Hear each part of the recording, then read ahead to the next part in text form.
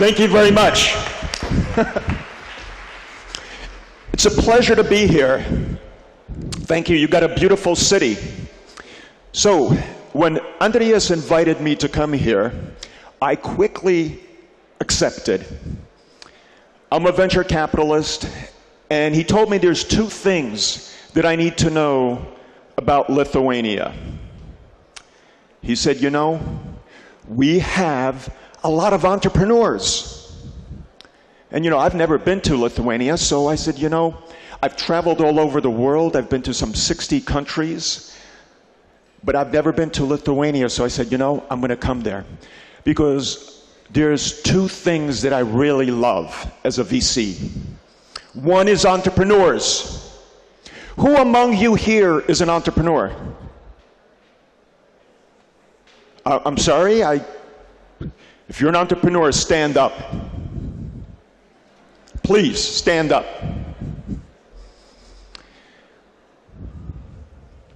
The rest of you who are sitting, take a good look at the people standing, because they are going to be your next job. So you've heard speakers talk about how difficult it is to be an entrepreneur. And I found a quote by Nikola Tesla. Tesla was one of the most brilliant minds about 125 years ago. In Silicon Valley, they named a car after him, an electric car. And of those of you who have studied not only history, but innovation, know that Tesla was a remarkable individual who dealt with electricity. Brilliant inventor, and he was an entrepreneur. And what Tesla said is that I do not think there is any thrill that can go through the human heart like that felt by the inventor, the entrepreneur, as he sees some creation of the brain unfolding to success. Such emotions make a man forget food, sleep, friends, love, everything. You made tremendous sacrifices as entrepreneurs.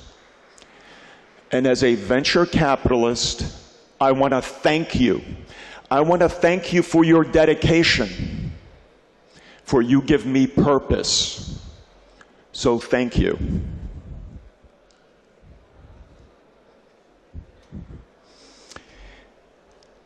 Just to tell you a little bit about myself, I consider myself to be a venturepreneur, not just a venture capitalist. My firm, Mobility Ventures, we are a new breed of investor. We're all company builders. I've been involved with over 20 startup companies, and some of them with nothing more than a PowerPoint presentation. I've taken ideas from universities and have turned them into big companies. But to be an entrepreneur takes hard work. And I understand that because I am one of you, and I was one of you, starting 6 companies and so on. I was also part of Nokia's startup team in the United States. I was employee number 2 in the 90s, early 90s, helping to them become a big giant that they had become. So it takes an understanding of what it takes to be an entrepreneur, to be a successful investor.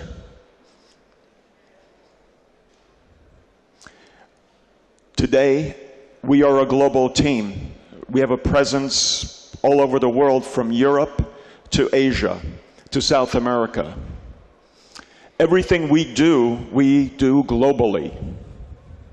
But before I begin, in some places of the world, including sometimes in the United States, we had an election not too long ago.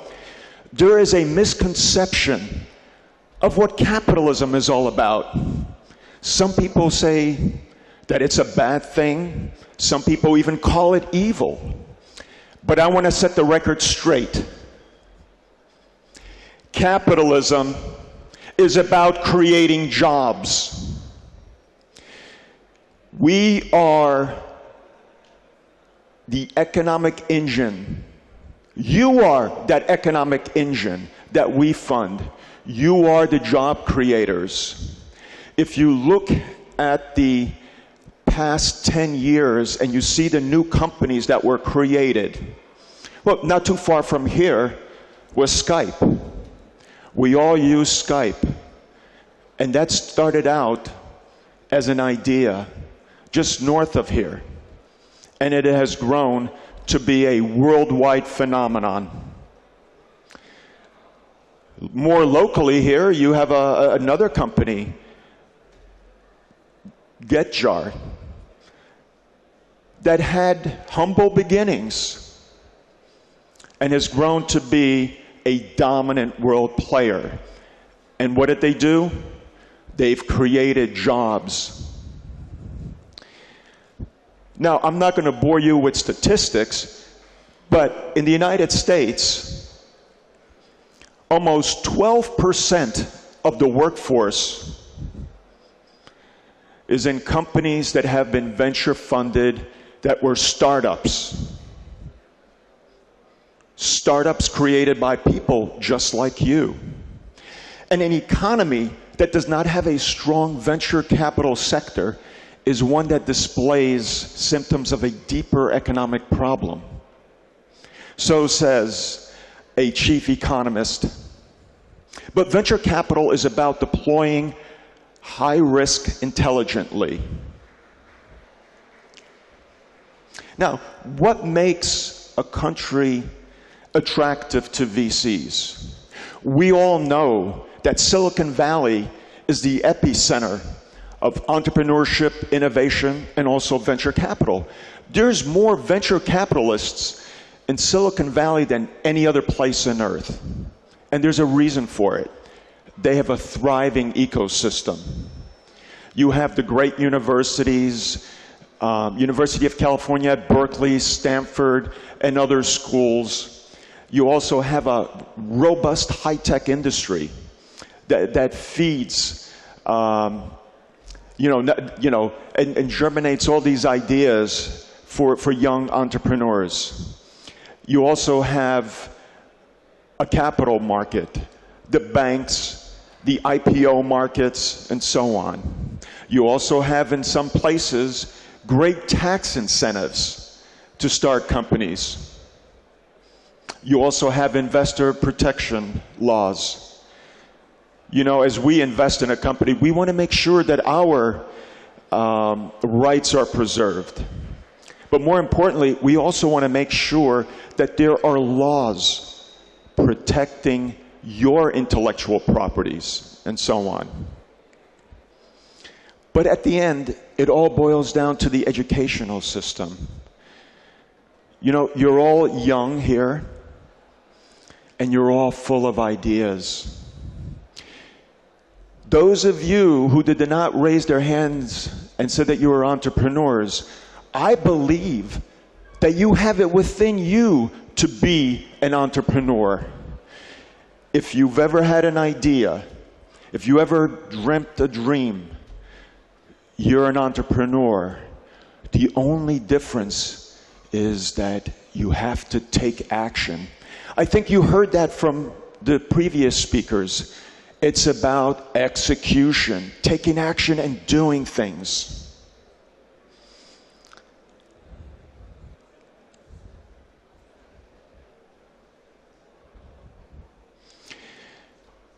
Now, Silicon Valley, though it may be the epicenter of innovation and entrepreneurship, those things are not exclusive to Silicon Valley. Innovation happens all over the world. I consider myself to be a prospector. You know, some 150 years ago, people were going from the east coast of the United States to California. There was a gold rush. I believe that there is a gold rush right now, and it's happening all over the world, and I'm a prospector. I am looking for that golden nugget. I am looking for that diamond in the rough. And that diamond in the rough may be sitting in this room. That golden nugget may be sitting in this room. I am traveling the world, and my fellow colleagues in Mobility Ventures are doing the same thing. We're looking for the next get jar. Now, I want to tell you something. I mentioned to you that I worked for Nokia in the 90s, and Nokia became a world leader. But what I saw something that was even more important. Nokia transformed an entire nation. An entire country of Finland became an innovation nation driven by one company. And it happened quickly. I believe that that can happen here too. But it takes people like you with ideas, courage, and conviction to do it. People and small business need a supportive environment to succeed and to push innovation forward. And I understand that your government here, as well as in other countries all over the world, are providing that supportive ecosystems to foster that growth and innovation. You and I know that as the large companies cut back and lay off thousands of people, it's the entrepreneurs, just like in this room, that are creating jobs. And if the government's put in a good policy, all you have to do is unleash that entrepreneurial spirit. And as your president said recently at a conference in Berlin, this new generation of entrepreneurs, those that have vision and courage and can accept failure, will eventually become successful. Your president acknowledges how difficult it is to be an entrepreneur.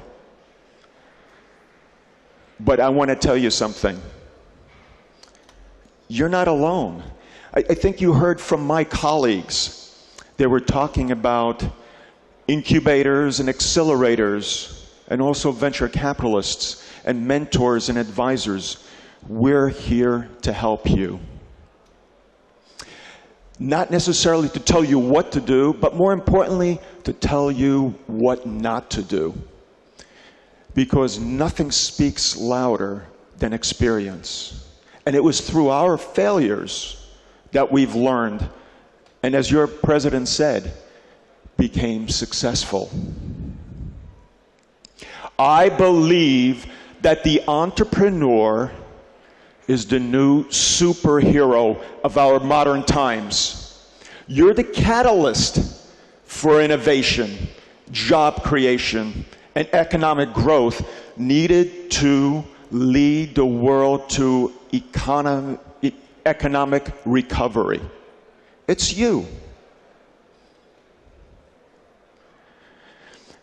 Now, Vinod Khosla, the founder of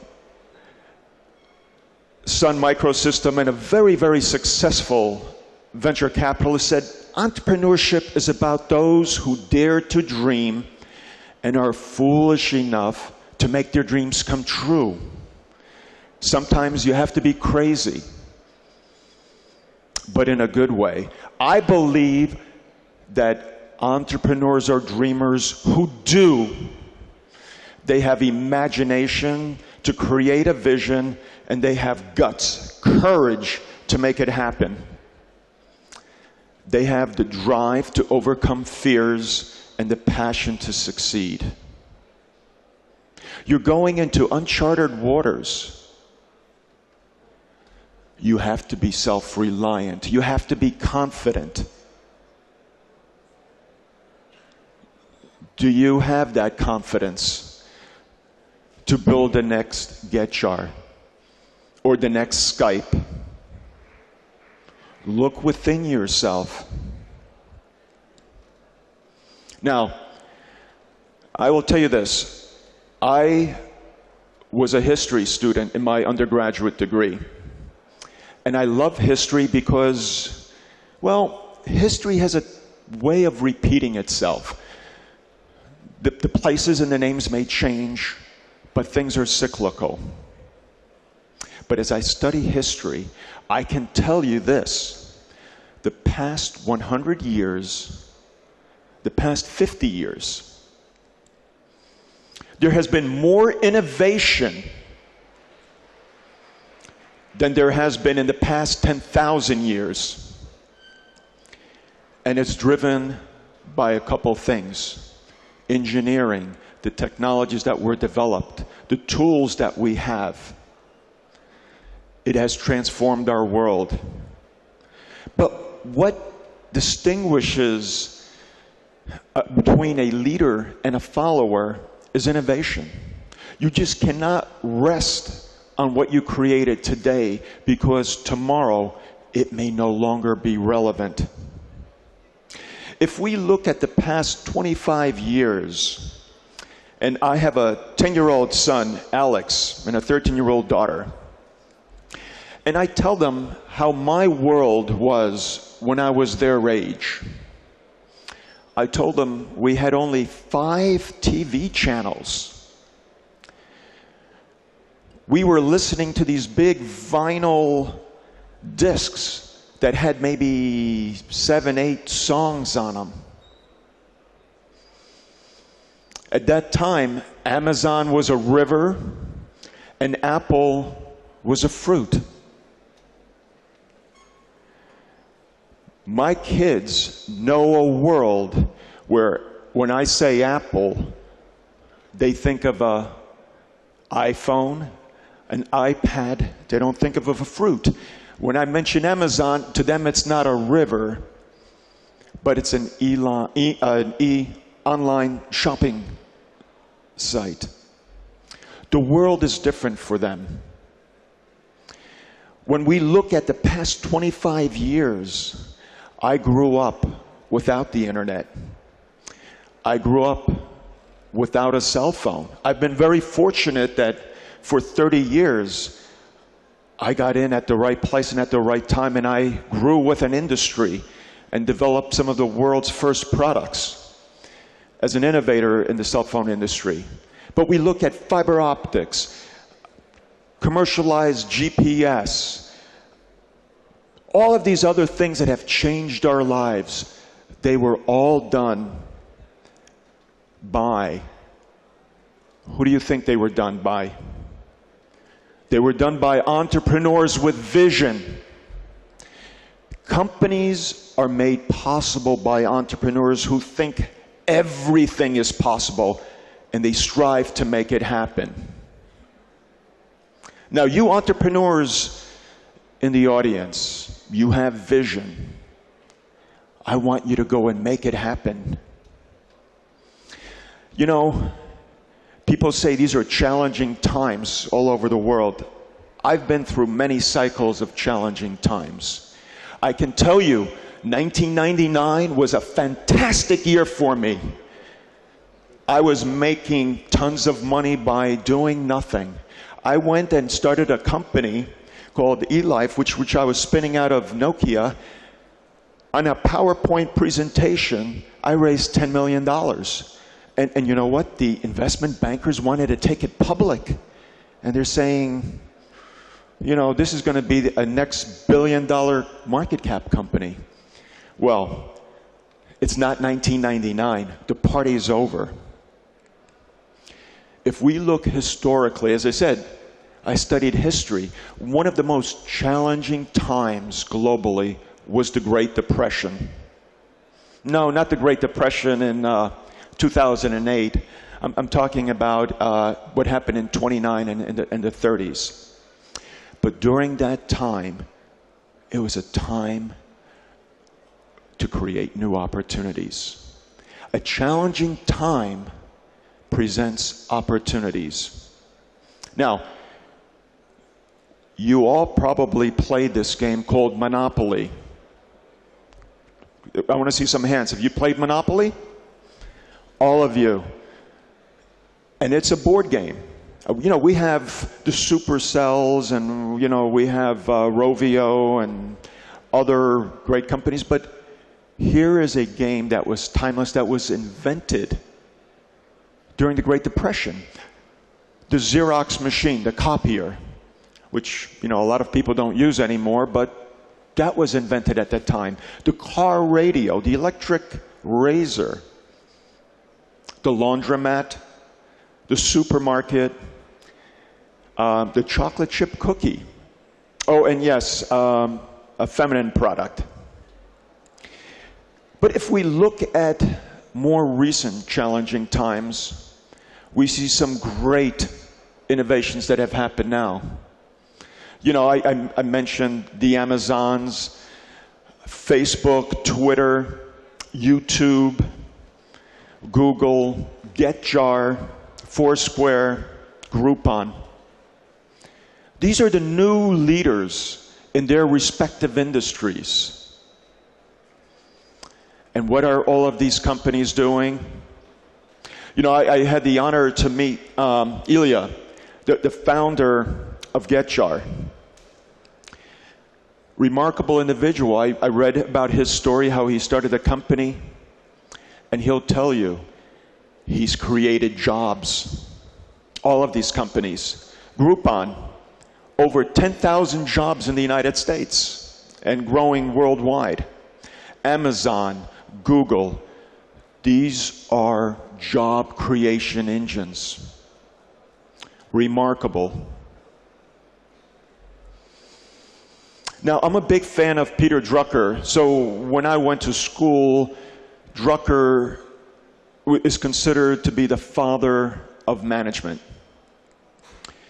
Drucker said that the entrepreneur always searches for change, responds to it, and exploits it as an opportunity. But opportunities are about creating value, not just lowering costs. The failure of some entrepreneurs who believe they haven't come in at the right cost is that they haven't communicated the right value. I hear a lot of ideas. I deal with a lot of brilliant technologists. And a lot of times what I hear is the following. What I have, my technology, is utterly unique. I have no competition. Nobody is doing it the way I'm doing it. And I say to them, that may be so, but the marketplace is looking for solutions. There's a lot of ways to kill a mouse. It's not enough to build a better mousetrap. You really want to get the mouse. So what I say to you, understand your value proposition. A lot of times you'll get caught up in the specification and you could say, you know, my cage is made out of galvanized steel, it's made out of titanium, it's green, it's a humane way of killing the mouse. It doesn't matter. What matters is that you've created something of value that somebody is willing to buy and pay for. Remember, the marketplace is looking for a solution. And you may have a solution, but there are other ways of achieving the same result. So, good ideas are not enough. Good ideas abound. You know, you're telling me that, hey, I'm going to be the first to market. That's a false comfort. You heard today that Google was not the first company. They were not the inventors of search. There were probably 7, 8, or whatever it was, but they did it better than everybody else. Don't ever say you have no competition. If you have no competition, you have no market. there's always a competitor. If there is a market for something, you will have competitors. You better have a viable business plan. A viable business proposition. And at the end, it's about execution intelligence. A business idea is worthless unless the entrepreneur behind it has the skills, the knowledge, and the experience to execute on it. Now, I'm Mobility Ventures, and Mobility Ventures focuses on the whole ecosystem of wireless. And we all know that today, there is not a company or an industry that's not impacted by wireless. So, some of the opportunities that you entrepreneur or those that strive to become entrepreneurs, what I will encourage you is the following. If we look at this multi-trillion-dollar opportunity, we see that it's more than just a device that we have in our pocket. When I started out in this industry, we had car phones. These were these huge boxes that were installed in a car. These were not the nice, sleek, slender iPhones and Samsungs and Nokias that you have today, but these were these huge boxes that went into a car. And when I was a young product manager, and we were doing market studies and so on, research, people would say, well, why would I want to have a car phone? Who is going to call me in the car? And we used to say, you know, when you leave your home and you're driving to the office, people will want to reach you. And they would say, why? That was the thinking back then. And this is in the 80s. We didn't give up. We didn't listen to all of these analysts and people that said, you know, there's going to be a small market. We carried on. And we knew with foresight that our world is constantly evolving. And today, I don't know a man, woman, child who doesn't have a mobile device. But it's going to be more than that. If we look into our near future, we see billions and billions of connected devices. It's about having intelligence for the home. It's about having personal networks. It's about mobile health, mobile security. You know, your cell phone now is monitoring your various vital signs, or managing your chronic illnesses, and so on. We also know that our devices are a great source of entertainment for us. Some have TVs in it, some have music, and so on. That mobile device that was back in the 80s just a communication device for voice has turned into an indispensable device that we carry with us at all times. Look at the opportunities this presents. You know, we look at mobile education. This device now gives us connectivity to anywhere in the world. You know, once upon a time, taking a correspondence course or an online course, well, was not taken seriously. But today, Stanford and Harvard and other schools and professors are teaching and educating students, not in a classroom, but around the world, and tens of thousands of people are auditing and listening in to their lectures. Think of the opportunities that presents.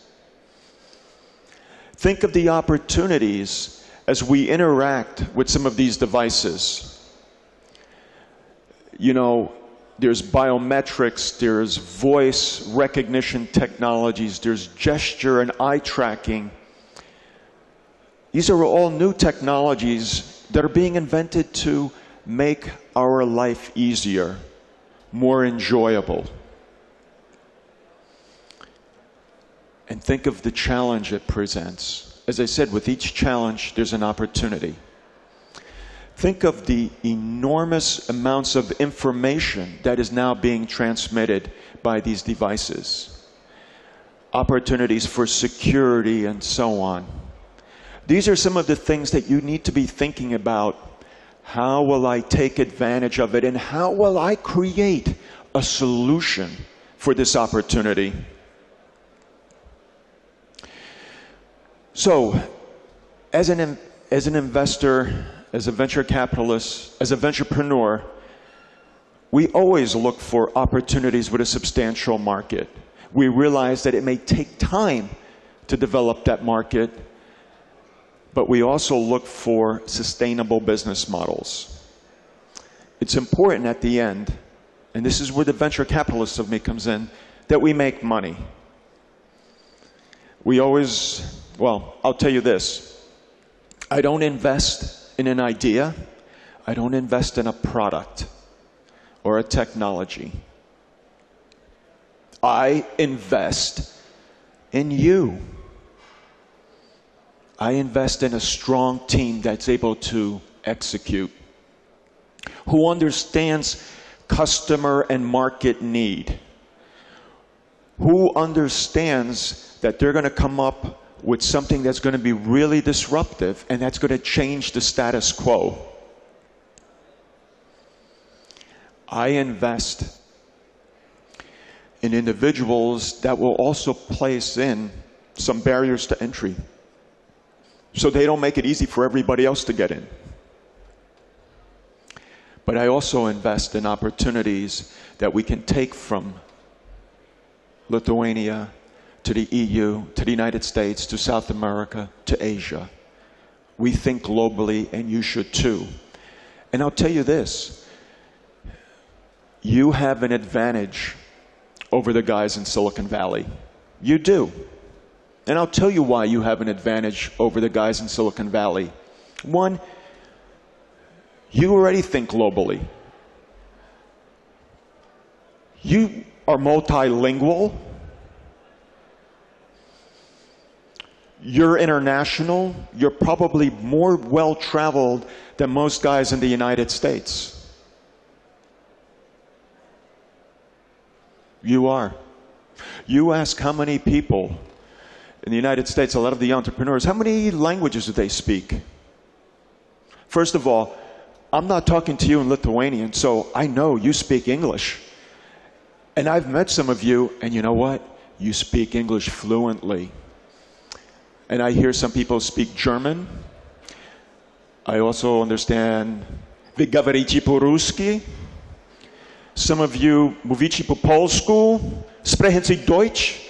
You speak multiple languages. You have an advantage over the other guys. Take advantage of that. You think globally. Think about it.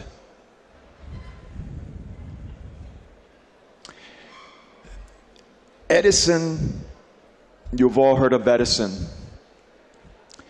A very prolific inventor and entrepreneur, started a lot of companies. He said that many of life's failures are people who did not realize how close they were to success when they gave up. That's the problem with a lot of entrepreneurs. I could tell you, one of my companies just hired the former head of business development from Rovio, Angry Birds in Finland. And he told me that they were on the verge of shutting the company down.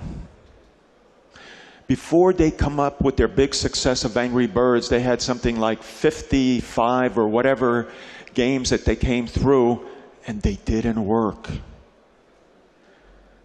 To be an entrepreneur is to persevere, to be tenacious, to be self-reliant. They persevered, they didn't give up. And today, they're one of the global leading companies when it comes to gaming. They're employing a lot of people, by the way, in Finland and in other parts of the world. And they're highly profitable. But they didn't give up. As a student of history, ups and downs always occur. I've been through the dot-com busts. I've been through the down cycles of '08. But I can tell you, these are cycles. And challenging times create incredible opportunities for innovators.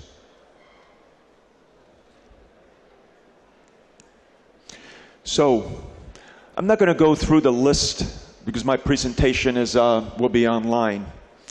But I will tell you this. Understand your value proposition. Take a hard look at that competitive landscape. Raise as much money as you need.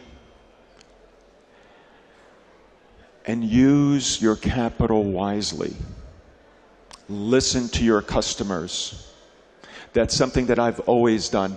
I consider myself to be an anthropologist before I'm a technologist. As I said, I've traveled the world and I study how people live their lives in their environments, how they interact with certain technologies and products. And I took those learnings and I have created opportunities and solutions for that. Listen to your customers. Work with the best. When you're on a startup, you want people to be enthusiastic, to be driven, to being self-motivated. You don't want to be holding hands and helping them along. Let them do that at some large company. You want people that are self-reliant. Yes, we all need mentors, we all need coaching. I do. Life is about learning. But you want people that are self-motivated. People that are passionate, that are willing to work, as some of my colleagues had said, 24/7. It's a Friday night, 10 o'clock at night, you're working in the lab, you're behind that computer writing software code. That's dedication. You're not out there clubbing and so on. You're dedicated, you're committed. You're committed, and entrepreneurship is about commitment. Seeing that dream come true. Seeing that dream become reality. It's all in the execution. Now, I will tell you this. This is a fantastic time to be starting a company. There's money out there. There's money out there for good ideas and great teams. And I believe you have advantages that other people don't. You have access to a robust market. You know, everybody feels that they need to go to California. Well, I'm here. I'm looking for the next great idea.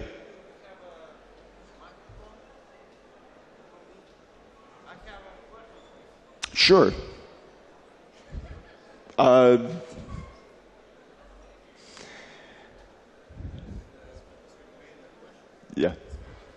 Yeah. So, thank you. I'll be more than happy also to meet with you later on if you have any questions. But the key thing here also is you understand the cultural differences that Europe has, more so than other regions. And you have a respect, profound respect for the different cultures that are here that make up the EU. But at the end, it's all about the perseverance, persistent, the passion, the hard work, and the passion. And I say passion because when you're down and out, and all of your friends are telling you you're absolutely crazy, You believe in your heart and your soul that you're going down the right path, and that sustains you and it keeps you going. And hopefully you execute. So, I believe the next Silicon Valley is not a location, but a mindset. And I believe the next Silicon Valley is sitting right here in this room. It's in your mind. It's in your heart. It's a platform, it's a community, and it's on the internet. You don't have to be Steve Jobs to be an entrepreneur. But don't wait until everything is just right. It will never be perfect. You heard that from one of the speakers, that sometimes entrepreneurs and technologists want to create that perfect thing. I will tell you, if that was the case, Microsoft would never have launched. How many updates do I get to my computer? There will always be challenges. There's always obstacles. And there's always less than perfect conditions. But so what? Get started now. You in this room that are entrepreneurs, get started now. And with each step that you take, you're going to grow stronger and stronger, more and more skilled, more experienced, more self-confident, and more successful. Now, a very prominent Lithuanian, Josas Kaskakas, who started your telephone company in the 90s, had said that to be successful, sometimes you have to create your own destiny. And I'm paraphrasing him. You got to create your own destiny. And he did that. And today he is one of the wealthiest people in Lithuania, and he gives back to the community. I believe that entrepreneurs are changing the world. You in this room have the power within you to change your world. And as a venture capitalist, I want to be by your side and help you succeed. I believe that entrepreneurs rock! Thank you very much. That was awesome, Owen. That was awesome. Yeah. Give back. Can I ask you to go down a bit lower so people in the back can catch it? Just go down the stairs. Oh, sure. So that they can catch it in the back. Woo! Oh, nice. Fantastic catch. Thank you very much. That was great. Thank you so much.